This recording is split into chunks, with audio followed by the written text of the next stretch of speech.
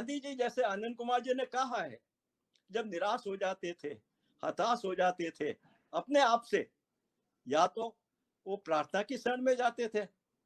अभी सुजाता जी ने 151 महात्मा की वाणी के नाम से प्रतिदिन एक संदेश दिया है।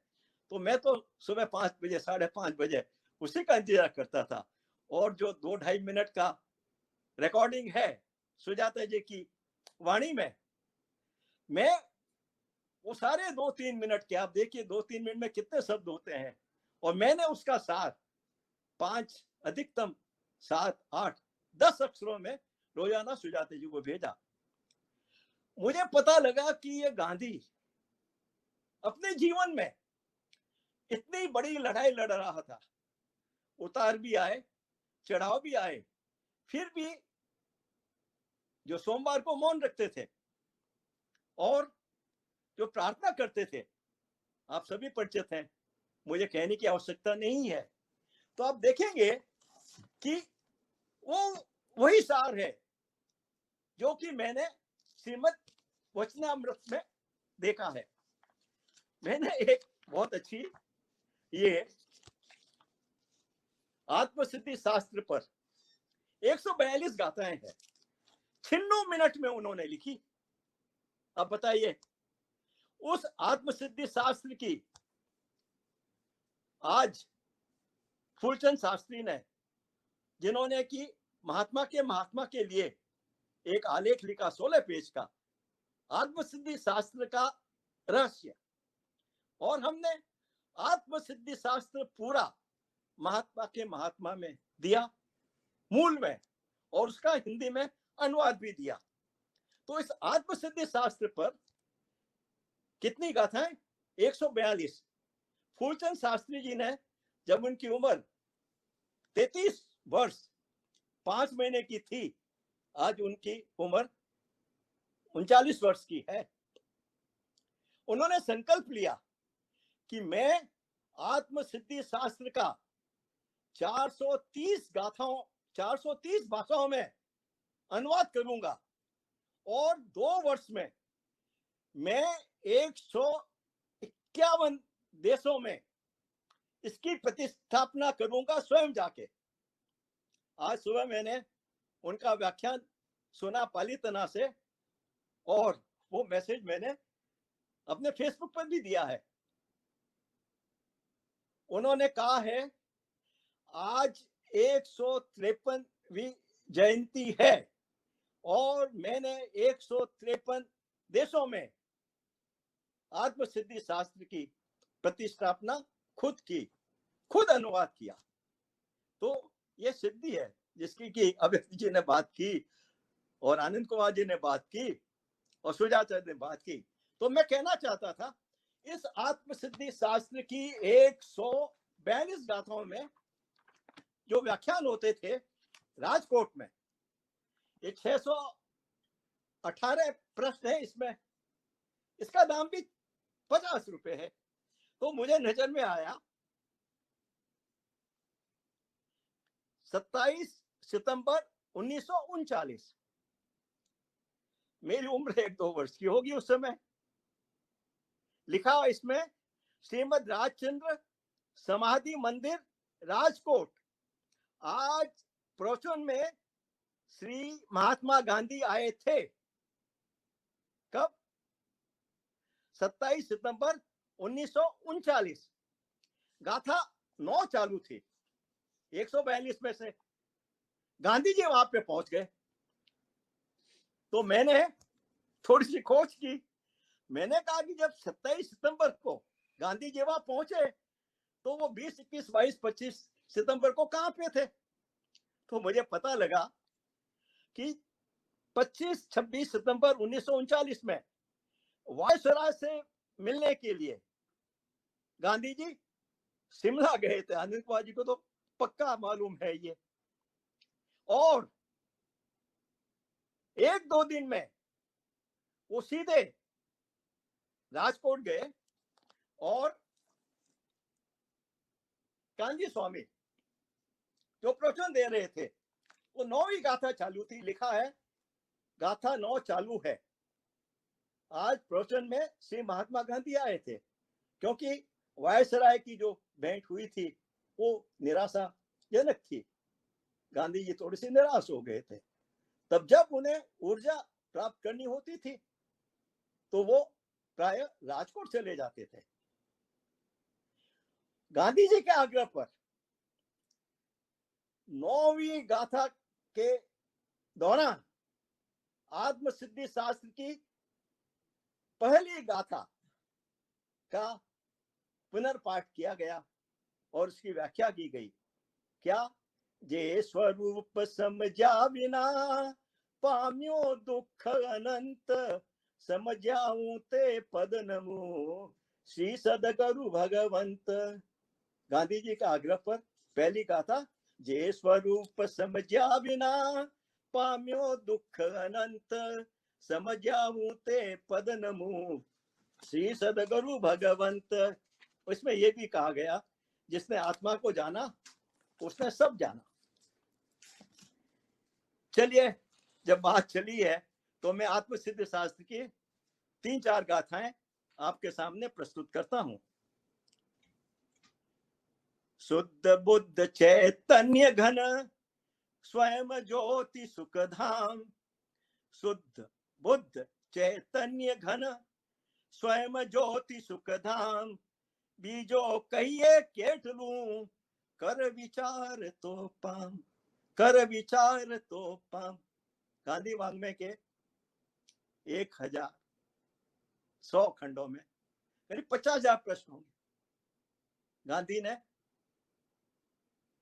जो किया वो कहा और जो किया वो लिखा। तो आप देखिए, मैंने जब श्रीमद रामचंद्र के बारे में पढ़ा, गांधी जी के बारे में पढ़ा, तो मैं तो एक प्रकार से भ्रमित हो जाता हूं। अगर नाम हटा दिया जाए ये किसका वचन है, तो एक और गाथा देखिए, बड़ी मतलब जो है, मोक्ष कयो निज शुद्धता, ते पामे ते पंथ। ये मोक्ष, हम कहते हैं ये मोक्ष नहीं है, ये कुछ नहीं है, ये कुछ नहीं है। तो गाथा में लिखा 123 में, आत्मा का जो शुद्ध पद है वह मोक्ष है, और जिससे वह प्राप्त किया जाए वो उसका मार्ग है। मोक्ष कयो निज शुद्धता, ते पामे ते पंथ, समझाओ संक्षेप मा सकल मार्ग निर्ग्रंथ। और अनंत कुमार जी के लिए खास, तो सुजाता के लिए, अव्यक्ति जी के लिए, दया शांति समता क्षमा। 138 गाथा, दया शांति समता, डॉक्टर लोहिया का सर्वप्रिय। अनंत कुमार जी का भी दया शांति समता क्षमा सत्य त्याग वैराग्य। एकादश व्रत की बात हो रही है, दया शांति समता क्षमा सत्य त्याग वैराग्य, होय मुमुक्षु घट विषय ए सदा ये सुजाग। अहो अहो श्री सदगुरु आनंद कुमार जी को और सौरभ भाई को भी, जो भी शिक्षक हैं, जो भी गुरु हैं, अहो 124 में कहा था, अहो अहो श्री सदगुरु करुणा सिंधु अपार, आप पामर पर प्रभु करियो अहो अहो उपकार। अंतिम गाथा 142, दिय छता जेनी दशा, दिय छता जेनी दशा, वर्ते देहातीत ते ज्ञानी ना चरण मा, हो वंदन अगणित। अंत में एक बहुत जबरदस्त, 25 अक्टूबर 1897, उम्र श्रीमद जी की 30 वर्ष। इसका उल्लेख आत्मकथा में भी है और कई जगह पर, जैसे अनिल कुमार जी रात को 2-3 बजे उठ जाते थे और प्यारेलाल जी को जगाते थे, बोलो मेरे को जो है, अपन आइए बैठिए, अपूर्व अवसर की का पाठ करेंगे। पूरा कंठस्थ था। और ये अपूर्व अवसर हमने खोज करके महात्मा के महात्म्य में लिखा है। दादा धर्माधिकारी, काका कालेलकर साहब, विमलाबाई ठक्कर अक्सर इसको गुनगुनाते थे। देखिए, अपूर्व अवसर ए वो क्या रे आवसे, अपूर्व अवसर ऐसा किस दिन आएगा, क्या रे थईसु वाया ग्रंथ निर्ग्रंथ जो, अपूर्व अवसर ऐसा किस दिन आएगा। सर्व संबंधनो बंधन तीक्ष्ण छेदिने, विचरसु कब महत पुरुष ने पंथ जो, अपूर्व अवसर ऐसा किस दिन आएगा। क्रोध प्रत्यय तो गांधी जी को बड़ा प्रिय था ये, क्रोध प्रत्यय तो वर्ते क्रोध स्वभावता, कदाचित क्रोध आ जाए तो क्रोध के प्रति ही क्रोध उत्पन्न होना चाहिए। मान प्रत्यय तो दीनपणानुमान जो, किसका मान? गांधी जी ने लिखा है, कहा है कि अभावी उनका आभूषण है और गरीबी को उन्होंने स्वीकार किया और जिया। तो मान प्रत्यय तो दीनपणानुमान जो, माया प्रत्यय माया साक्षी भावनी, मान के प्रति दीनता का मान करें, माया के प्रति साक्षी भाव की माया रखें। और लोभ प्रत्यय नहीं लोभ समान जो, अपूर्व अवसर ऐसा किस दिन आएगा। लोभ को तो सर्वथा दूर करने का ही प्रयत्न करना चाहिए। तो जैसा मैंने कहा, परम सुत प्रभावक मंडल की स्थापना हुई 1900 में। श्रीमद जी का सर्व संग परित्याग, 132 पाउंड से 65 पाउंड उनका वजन हो गया, 132 से 65। और देह विलय के समय 1901 में वह 45 किलो रह गया। 132 से 65, 65 से 45। आप चित्र देखेंगे, ऐसा लगता है कि श्रीमद जी का शरीर एक्सरे की कोई जरूरत नहीं है। 1901 में राजकोट में चैत्रवदी पंचमी रविवार के दिन 2 बजे सर्व चेतना में उन्होंने देह विलय किया। तो गांधी जी का अफ्रीका से पत्र आया, बस मैं वो पढ़ के अपनी बात खत्म करता हूं। श्रीमद राजचंद्र जी के देह विलय पर गांधी जी का पत्र, 14 मर्क्यूरी लेन, डरबन, 21 मई 1901। मुरब्बी भाई रेवाशंकर, कवि श्री के गुजर जाने की खबर भाई मनसुख लाल के पत्र से मिली। कवि श्री के गुजर जाने की खबर भाई मनसुख लाल के पत्र से मिली। झूठा कहो चाहे सच्चा, झूठा कहो चाहे सच्चा, मुझे उनसे बड़ा मोह था। अब देखिए, गांधी जी शब्द वापरते हैं 1901 में, झूठा कहो चाहे सच्चा, मुझे उनसे बड़ा मोह था। क्यों? उनमें मेरी भक्ति भी बहुत थी। वह सब गया, वह सब गया, वह सब गया, इसलिए मैं स्वार्थवश रोता हूं। मैंने तो नहीं पढ़ा कि महादेव भाई देसाई के देहावसान पर और तो कस्तूरबा के देहावसान पर भी गांधी जी रोए थे। कहते हैं मैं स्वार्थवश रोता हूं, ऐसी हालत में आपको क्या धीरज बताऊं। मोहनदास के प्रणाम। संपूर्ण गांधी वाङ्मय खंड 3, 206। अब मैं अंत में, मैंने जैसा कि अनिल जी ने कहा, मेरे हाथ में गांधी जी की आत्मकथा जब मैं 6ठी 7वीं में पढ़ता था तब आ गई थी। किसी ने कहा कि मैं अपने पिताजी के साथ में कानपुर में था 1945-46 में। धुंधली सी याद है, अंगली पकड़ के मेरे पिताश्री गांधी जी के दर्शन कराने के लिए गए। तो लगता है कि उन दर्शनों से और उसके बाद में आत्मकथा से, उसके बाद में आनंद कुमार जी जैसे, सुजाता जी जैसे अव्यक्त जी के संपर्क में आने से वात्सल्य की, प्रेम की, करुणा की जो अंतर ज्योति है वो प्रज्वलित होने लगी है। तो मैं बस बात खत्म करता हूं कि मैंने फिर गांधी वाङ्मय को खकोला, बहुत खकोला।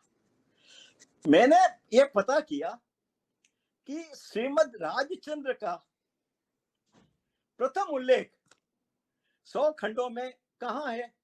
तो अंग्रेजी खंड 1, जून 1894, 1901 में उनका देह विलय हुआ। 1894 में अंग्रेजी खंड 1 में उसका उल्लेख है। अंतिम उल्लेख कहां है? खंड 86, दिनांक 3 जनवरी 1947, 3 जनवरी 1947 में उल्लेख है श्रीमद जी का। 100 में से कुल कितने खंड हैं जिसमें श्रीमद जी का उल्लेख है? 30 खंड। कुल कितने प्रश्नों में उल्लेख है? 80 से एक कम। तो मैंने सोचा फिर आगे कि देह विलय श्रीमद जी का जब 1901 में हुआ तो कितने खंडों में चर्चा हुई? 1901 के पहले की केवल 2 खंडों में, और प्रश्न संख्या केवल 3 प्रश्न, और देह विलय के उपरांत श्रीमद की चर्चा हुई 28 खंडों में, और कुल प्रश्नों की संख्या 106। देखिए,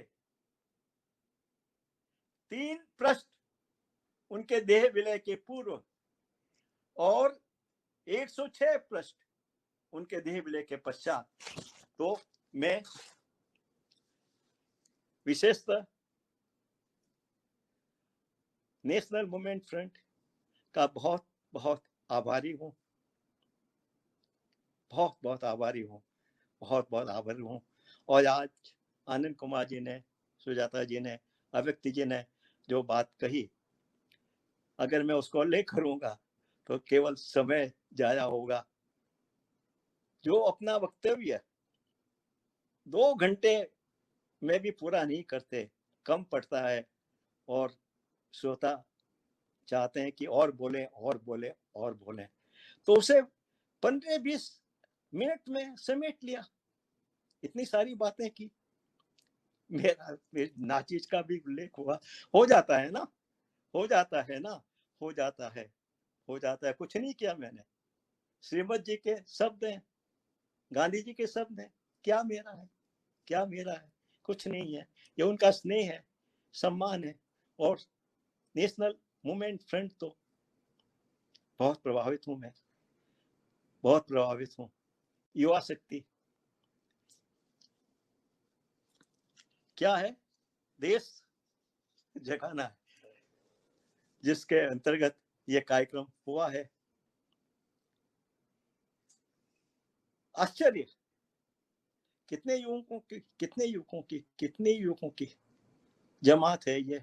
और आनंद कुमार जी ने जो बात कही है कि ये बहुत बहुत बहुत आगे बड़े नहीं, बढ़ेगा, बढ़ेगा, बढ़ेगा। जब युवा जागता है तो देश जागता है। इन्हीं शब्दों के साथ में मैं सभी युवाओं को, इस फ्रंट के सभी साथियों को नमन करता हूं, और आपको भी, जिन्होंने की यह बात सुनी। और समय जो है 8:06 हो गया।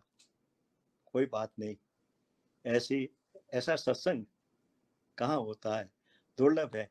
तो आप सभी को नमन, नमन, नमन। धन्यवाद।